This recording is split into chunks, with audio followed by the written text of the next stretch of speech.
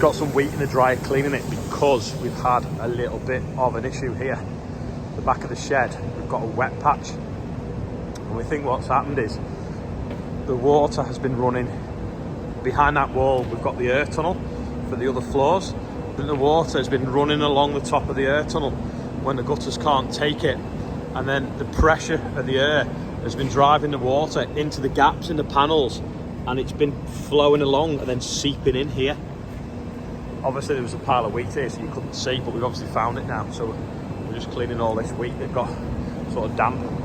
We have to throw a little bit away as well.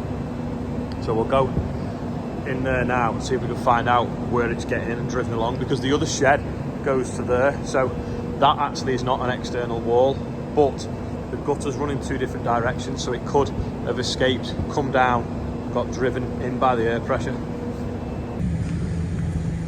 Rob's just got 18 tonne on there, he's just weighing it off and then he's going to tip it in the shed. We're weighing it out of one shed and cleaning it into the other shed, and then that way then I know exactly what I've got to sell. Long sleeve, red, looks orange on the camera. T-shirts are going on the website today. Me and Ian have just been doing a photo shoot in the shed, so you can see me with my catalogue pose. There's a few on there now, but if you get on there and they've sold out, don't worry, just press what size you want, and then it gives us a chance then to know the sizes for basically for pre-order. So if you want to go and have a look on the website agricontract.com, have a look. Long sleeve t-shirt in red. Quick change into the orange one, just so you can see the colour difference. This is obviously orange and this is red, just so you know.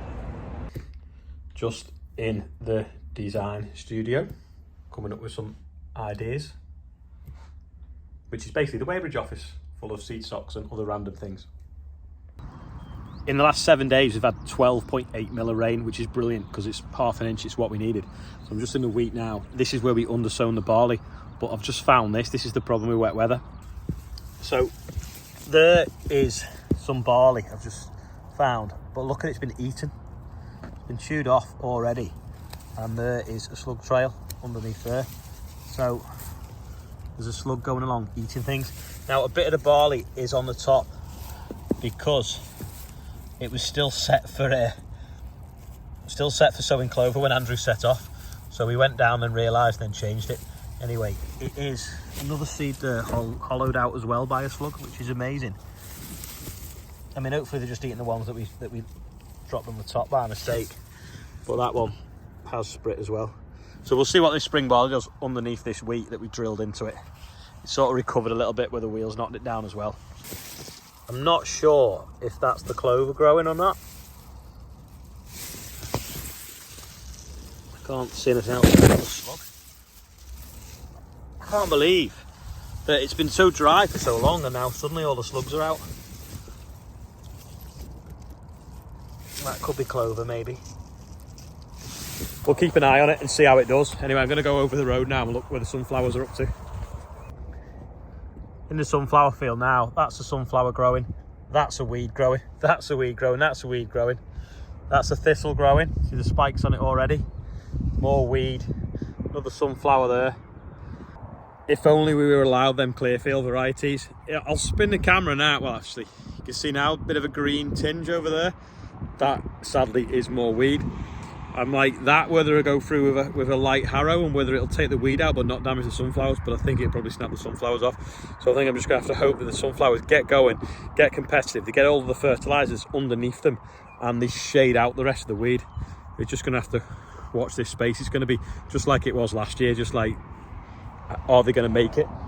At least though, I don't think we've got the pigeons and the crows on it. There was none here when I got it, and we have got a gas gun going off over there. This is the field of volunteer oilseed rape. It's a little bit patchy here, but if you look into some of it, it's actually quite dense. So hopefully it'll all start to fill out and all flower, and we might get something off it. There's probably about 12 to 15 acres of it. So if we get a ton or half a ton off it, it's not bad considering it's pretty much had zero inputs, including not even having to be drilled as well. These are the beans with the horse drill into sumoed ground. But can you see you've got like gaps, and that's obviously where a bird's gone along rooting and eating them because it wasn't quite consolidated. Then we'll go over here where the claydon went, which should be So again, this is horse into sumo ground. And then now we've got somewhere here that is Claydon straight into the stubble. Not a massive difference. Then we go across, still look pretty good to be honest. The camera's not shaking too much, but it's not too windy. There, don't know what's happened there. They've been rooted out, probably harder ground, not gone in. Then this is beans in directly to stubble with the avatar. I still think that looks really even establishment despite not being able to see through the stubble that well. And then obviously back onto the horse into the sumo ground. This again looks really well. This was the Claydon straight into the stubble, and there's bits missed and been eaten, and I think that's pigeons. Now I know we were only setting a drill up on it, but maybe we should have had it that bit deeper, which might have stopped some of that. And then some of the other ground that we Claydoned, we lightly dished, so we had a bit more soil cover, and that would have stopped the birds finding the seeds as well. And I think that looks better again. But the Claydon straight to stubble this year hasn't worked as well, I don't think, as the horse straight into stubble. This is the spring wheat now. Totally loving that moisture. It looks great. We've now, I don't know whether some of the clover is coming up, but you can't see any damage from the drill. So remember, the drill came through it the other day. Well, it was a little bit flat. Well, it sprung back up and it looks fine. Bit of a pond war going on. The 2 wild ducks have just come in, and the 2 tame ones are not happy about it. They've just chased them off the lawn, and now they're chasing them across the water. Oh, what's going on now?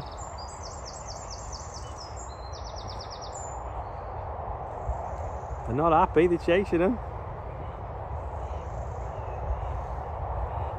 Like, get off our patch.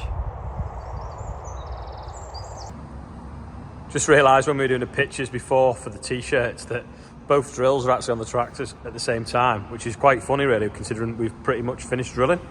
The only bit we've got left to do is the next field of sunflowers, when the other field of sunflowers is to 3 leaves. Lots of new subscribers recently, so nearly 35,000. In fact, it might be by the time you're watching this video. So if you're a new subscriber, let me know, and let me know where you're watching from. Now, when I went to class last Friday, I got a goodie bag, which included a hat, a bottle, a pen, a penknife, which is going to be really handy, and a pair, I think, the work gloves made out of some fancy leather.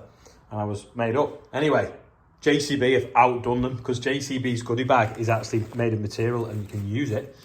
I got like a nice fleecy body warmer thing, a model of a fast track, a JCB cap, and a bottle warmer, a bottle thing as well.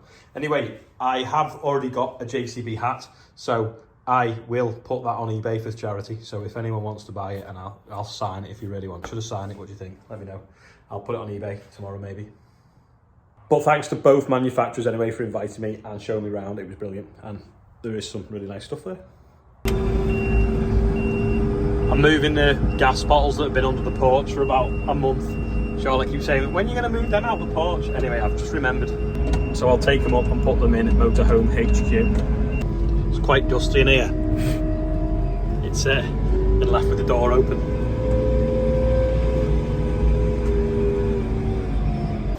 So we're just eating our Subway, and for some reason there's a car going round and round the car park, and has been for the last 5 minutes in a slow circle. Rob thinks they might have a bomb in it. It might be like the film Speed, where if they stop moving it explodes. So 1 mile an hour and over. I hope we finished our dinner first. Rob's got a theory now. The car's on 999,999. Trying to get up. Just as she wants to get to 100,000 and take a picture, we think. Not on the public highway, maybe. We've actually stopped out, parked up. Random. So why is Rob sat on a chair looking at the toilets? Because his real name is actually Robin Packham. So he's doing a bird survey on the trees to check that there's no birds nesting in it, because we want to take them down tomorrow. So he's going to sit there for the next few hours, get a suntan, and check that there's no nesting birds in there. Talking of suntans, I've been wearing this today, which is long sleeve, so it's nice and cool, but it means that I don't put sun cream on my arms. So, because it's SPS, whatever you call it. another load clean now, going back into the store.